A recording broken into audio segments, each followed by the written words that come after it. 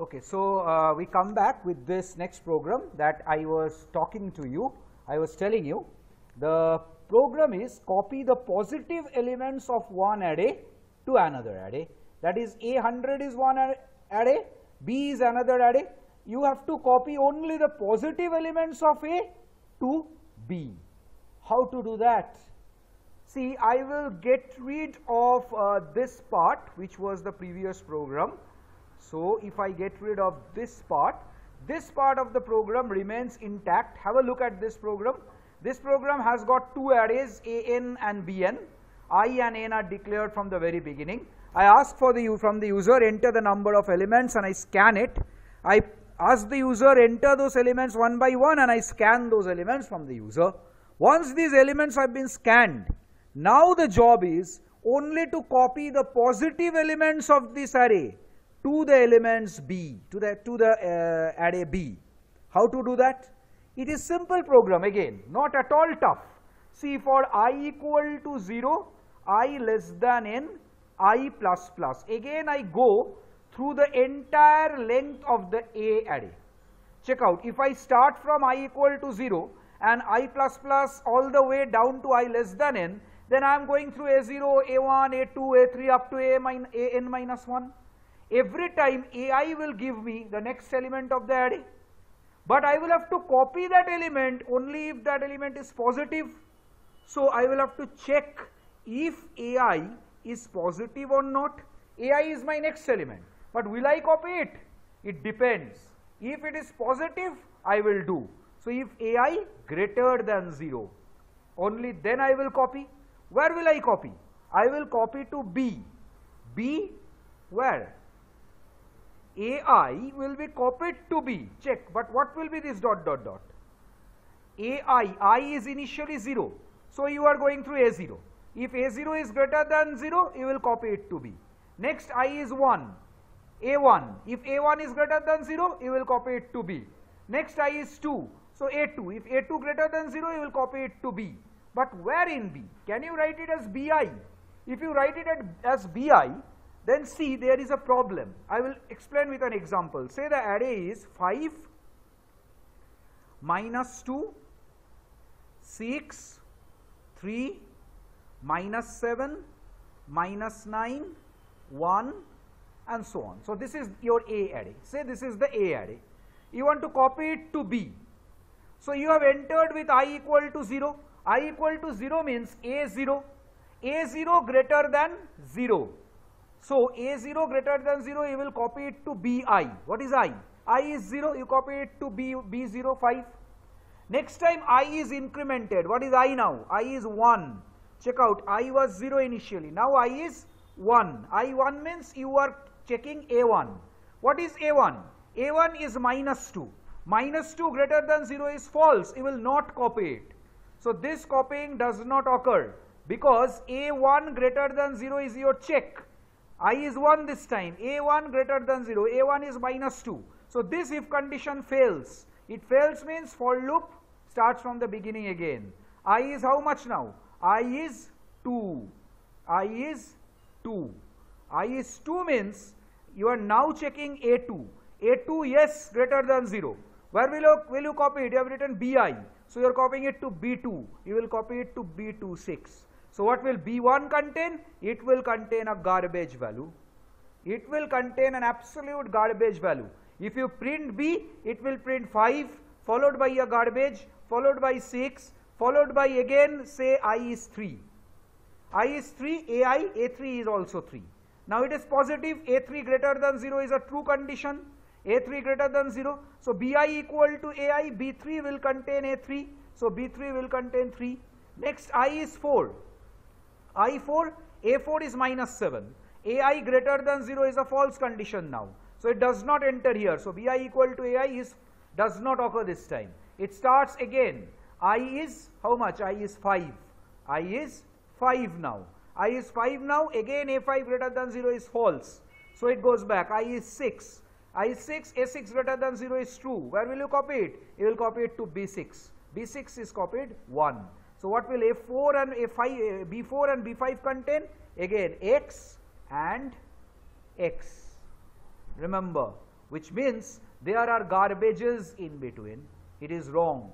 What to do? Instead of using I over here, use a new variable j. Use a new variable j, and every time you copy, the copying is done, you increment j. You increment j plus plus. That is, if ai is greater than 0, only then you are copying. If ai is greater than 0, only then you are copying. If you are copying, then you copy like this, bj equal to ai. And every time you increment j and initialize j to 0 also. You initialize j to 0. Every time you copy bj equal to ai. So, and j plus plus. See now what happens? Now you go to this. You see, you will understand this very soon now. Say, you start like this. I is 0. J is also 0. So, j is 0. So, ai 0, I 0, a 0 positive 5. You copy bj to ai to bj, sorry. So, a 0 goes to b 0, 5. I increments automatically, I is 1. A1 minus 2, negative. So, if condition fails. If condition fails means it does not enter the if block, j remains 0, don't forget. No, j does not remain 0. Last time j was incremented. J has become 1. So, j is still 1. Let's start from the beginning again.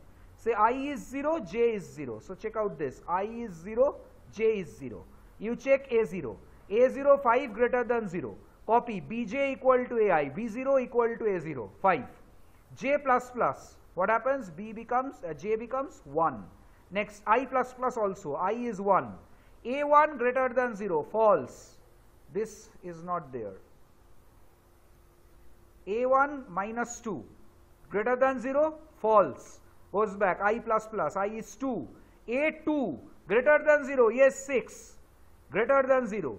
Bj equal to ai, what is j? J is 1. So, B1 equal to A2, 6 is copied.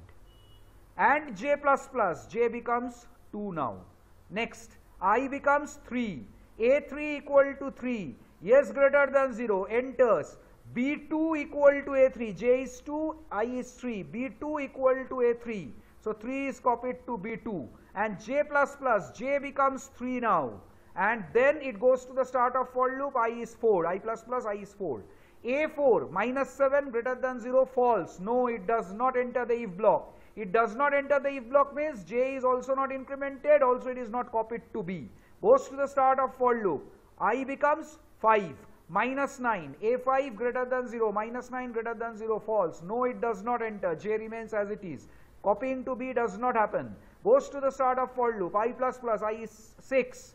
And AI greater than 0, 1 greater than 0, yes, true. So, it enters Bj equal to AI. What is J? J is 3.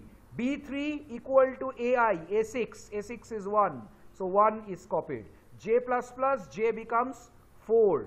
But it goes to the start of the loop, I is 7 now. 7 greater than 7, n is 7 because there are 7 elements. 7 greater than less than 7, false. It goes out of the for loop. So, the array now contains these 4 elements 5, 6, 3, 1. Also to note, what is the value of j? The value of j is 4. So, it will give you the number of elements in the B array. J contains the number of elements. See, this is I, and this is j. So, what are you going out with? You are going out with a value of j equal to 4. How many elements are there in the array? 4. So, who contains the number of elements in the B array? J contains the number of elements in the B array. So, you close the loop over here and you can say you go out of the for loop. You don't need a bracket in the for loop, remember, because in the for loop there is only one if. If needs a bracket because within if there are 2 statements, but the for does not need a bracket because the for contains only one if. So, this part is done. Now, you can say I will print the elements of the array after copying. Printf, the elements, the positive elements in the array after copying. What are they? How will you print it? You will print the elements of the array. for I equal to 0 again, I is initialized again. I less than how many elements in the B array? J contains it. J contains 4 in our example. So J contains the number of elements. So I less than J, I plus plus. That many elements are there, not N. The number of elements in the B array are less because B does not contain the negative elements, only contains the positive elements. So J is the number of elements in B array. So I less than J, I plus plus. What will you do? Printf %d with 2 blank spaces and what? Bj. Every time you are going to copy Bj, not Bj, sorry, Bi, extremely sorry, I, because you are going to copy B0, B1, B2, B3 and so on, up to how much? Up to J minus 1, because J is 4 in our example. So if J is 4, say, look at this example, J is 4 when you come out, so you need to print from B0 to B3. So B0 to I less than J, that is up to 3. You every time print Bi. So your printing is done, your program is ready now, you can go ahead with running this program. You only need to declare the J. Don't you forget to declare J. So you do exactly that and you can run the program now. Alt-R, enter. Yes, 2 errors because you did not comment out these portions of code. Let me do that. Comment, comment, comment, comment. So let me run the program now. Alt-R, enter. Enter the number of elements, 7 elements. Enter the 7 elements one by one. 3, minus 2, 5, minus 5, minus 6, 9, minus 1. So 1, 2, 3, 4, 5, 6, 7 entered. The positive elements in the array after copying. See 3, 5 and 9. No other elements have been copied. Only 3, 5 and 9 have been copied and those are printed. So this program works absolutely fine. One question that I will end this program with, see, I will tell you, till now in all the programs that we have been doing, we have always asked from the user for the value of n. We have always asked from the user. Now what suppose user does not know at the beginning how many elements to be entered? You remember we used to do this in the towards the maybe the first part of these lectures when we were doing it. We did this part that user does not know how many elements are there. So what to do? You simply get rid of this part. User does not know n. At the time of entering only he will understand. While he is entering the number of elements, he will decide that he needs to end. So how to do that? You remember, to do that you have to enter the % elements one by one and tell the user minus 32768 to end. You remember this part? User will not enter the number of elements in the array, but while entering user will decide, okay, now I will stop. So you tell the user, you enter the elements one by one. When you want to end, minus 32768 you enter. So how to do that now?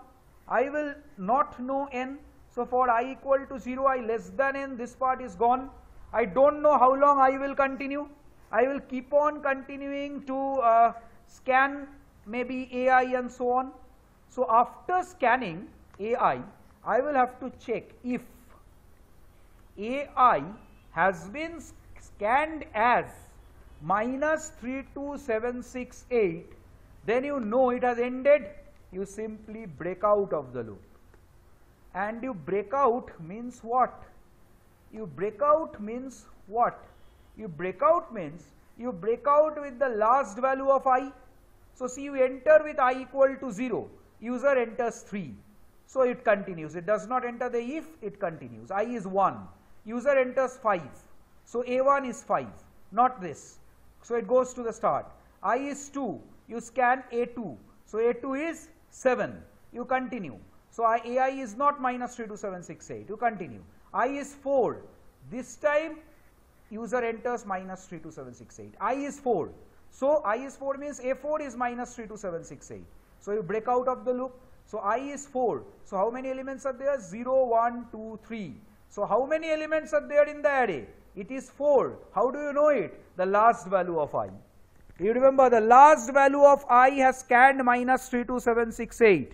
So the last value, say A4 is minus 32768. So A4 is minus 32768 means A0, A1, A2, A3 are valid. So what is I? I is 4. That means I contains the number of elements in the array. So if you have to write this program, then over here you know that if you copy this n, if you copy this I to n, then n contains the number of elements. Do you understand this? I contains the number of elements finally. So you copy I to n, saying that now n will start containing the number of elements. I will explain with an example again. Say the user, you enter with, you are scanning the values of A.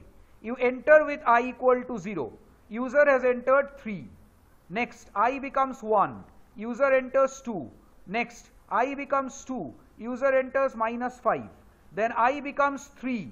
User enters 4. I becomes 4. User enters minus 32768. You know that user has ended AI equal to minus 32768. You break out. You break out means you have come over here. How many elements are the array contains? 3, 2, minus 5, 4. How many elements? 4 elements. What is the value of I? See, this is I. This is I. What is the value of I? I's value is 4. How many elements are there in the array? 4 elements. So just copy that to n. You know that n contains now the number of elements. So the rest part of the program can remain as it is. I think you understand. Let me run this program again. Why? Again, I am forgetting to comment the parts that I am writing to explain. Anyway, Alt-R, enter. Enter the, oh, sorry. I have done a %d which I actually forgot to remove that part. No? So anyway, minus 3 to 7, but the program will run 3, 2, minus 6, 7, minus 9, 8, now minus 32768 to end. The positive elements in the array after copying are 3, 2, 7, 8. Why the error occurred at the beginning? Because over here when you are doing, you are saying enter the %d elements one by one. No, it is wrong. User does not know how many elements to be entered. So this part is wrong. You cannot use this n. So enter the elements one by one, minus 32768 to end. Run it again. Alt-R, enter. See, enter the elements one by one, minus 32768 to end. So minus 8, minus 7, minus 6, 2, 4, minus 5, now minus 32768. Only 2 elements are positive, 2 and 4. The positive elements in the array after copying, 2 and 4. So your program runs absolutely fine. But remember this, even without asking from the user for the number of elements in the array, you can serve the purpose. How? By this method. I will request you to hear this portion once again so that you understand. We will come back with the next program. Let us take a bit of break and then come back. Thank you so much.